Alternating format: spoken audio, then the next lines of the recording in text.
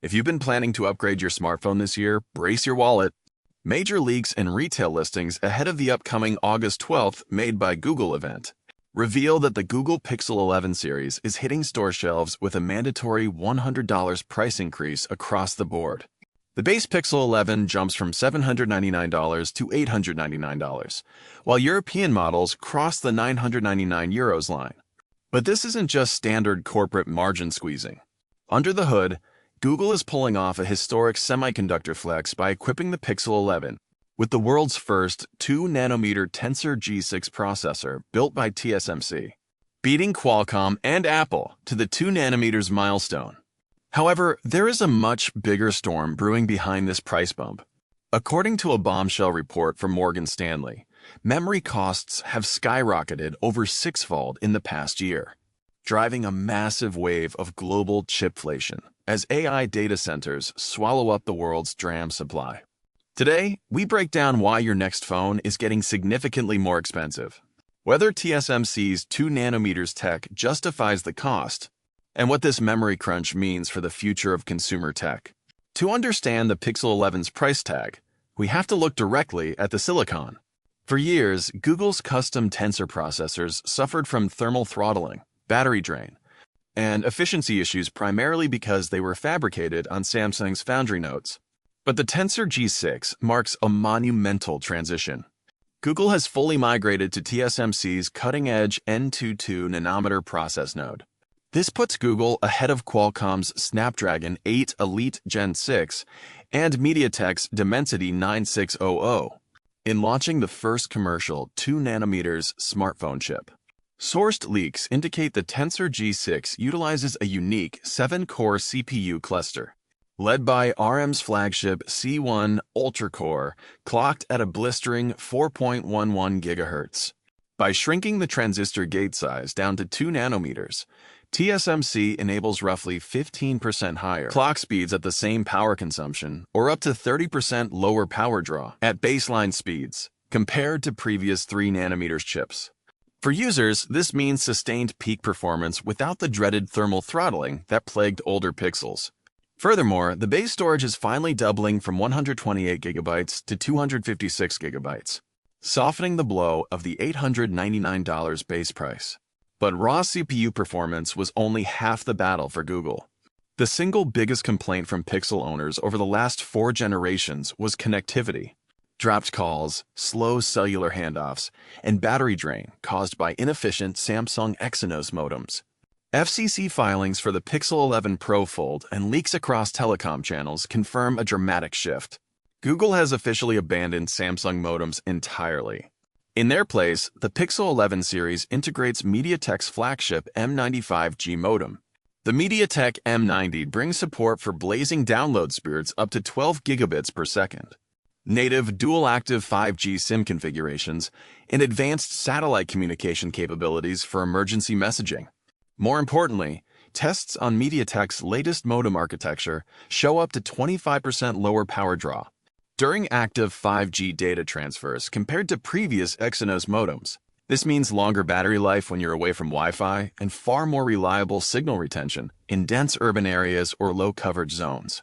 I want to ask you guys down in the comments, have you ever experienced network dropped calls or overheating on an older Pixel phone? And is a better modem enough to convince you to pay $899? Drop your thoughts below. So why is Google forced to raise prices if TSMC's 2nm manufacturing is already flowing smoothly? The answer lies in a macroeconomic phenomenon that Wall Street firm Morgan Stanley calls global AI chipflation. In a detailed 66-page research report, Morgan Stanley technology analysts issued a severe warning to the hardware industry. Over the past 12 months, memory chip prices, specifically DRAM and high bandwidth memory, HBM, have skyrocketed by over 600%. Decades of declining memory costs have abruptly reversed. The driver behind this spike isn't smartphone demand, but big tech's relentless AI infrastructure spending spree.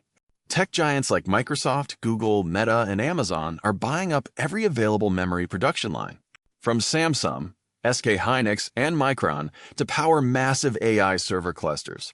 Because AI training and inference require massive amounts of memory bandwidth, Foundry capacity has been aggressively redirected away from consumer mobile RAM toward high-margin data center memory.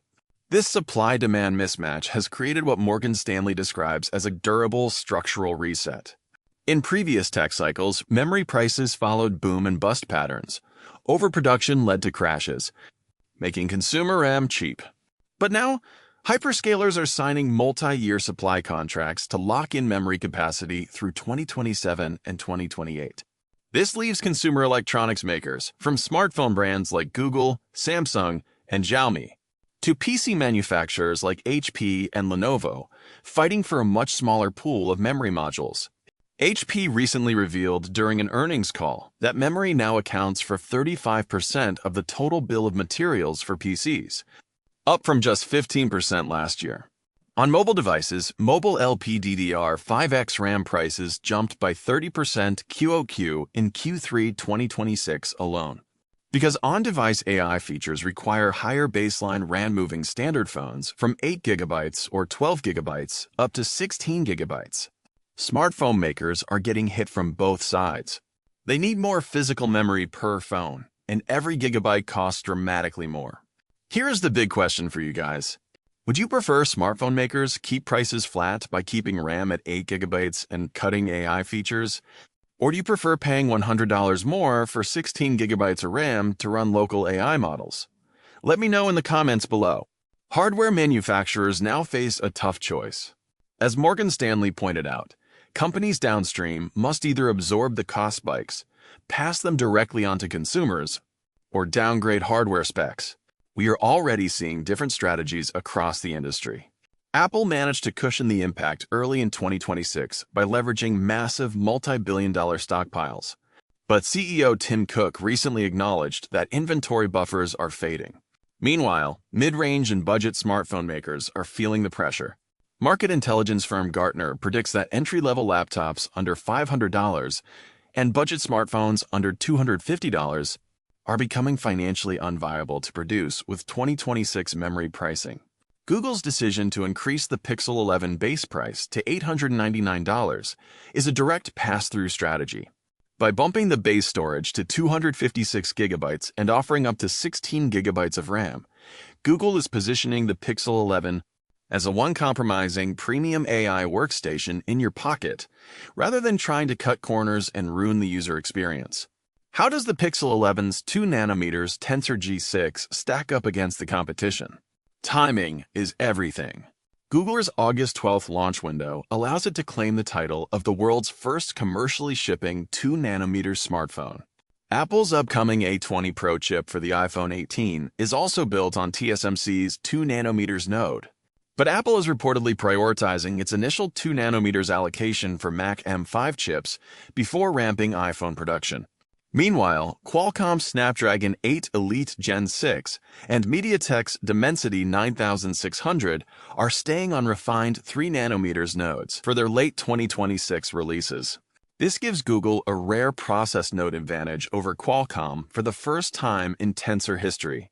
On paper, raw multi-core benchmark scores from Snapdragon will likely still hold a slight edge in heavy 3D gaming, due to larger GPU configurations.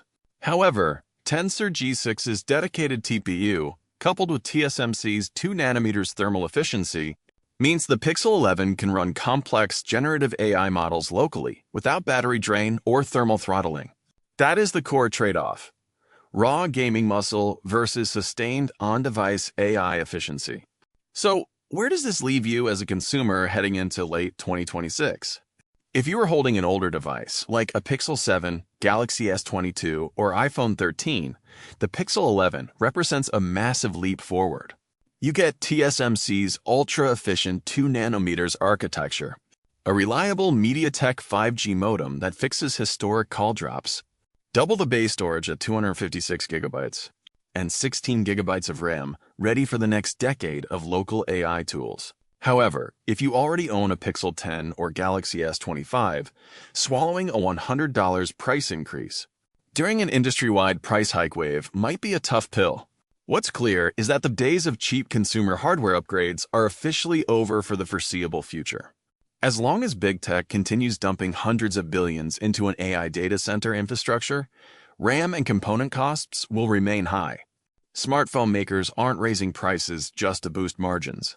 They are passing along the real costs of the global AI hardware revolution. The Google Pixel 11 launch is a defining moment for the mobile industry. It showcases TSMC's engineering dominance with the world's first 2nm mobile processor, fixes long-standing connectivity issues with MediaTek modems, but forces consumers to pay for the broader AI memory crunch.